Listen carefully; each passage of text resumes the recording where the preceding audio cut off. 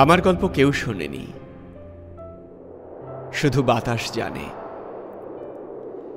কোন রাতে নিঃশব্দ কান্না জলে মিশে গেছে, কোন বিকেলে হাসির আড়ালে লুকিয়েছিল হারানোর বিষাদ। আমি একবার সময়ের কাছে প্রার্থনা করেছিলাম সে যেন আমাকে একটু জায়গা দেয় তার পাতায়, কিন্তু সময় ব্যস্ত ছিল। তার ক্যালেন্ডারে আমার নাম লেখা হয়নি কোনোদিন। আমি একবার আকাশকে বলেছিলাম আমার স্বপ্নগুলোকে একটু আশ্রয় দেবে।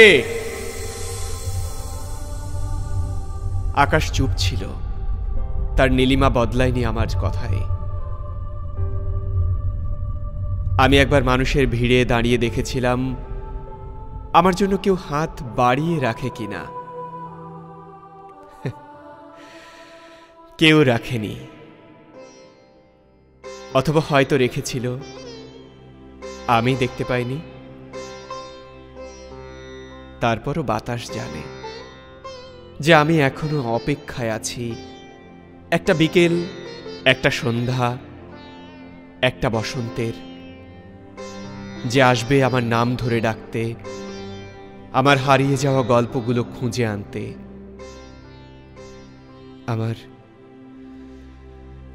আমার না বলা কথাগুলো শুনতে।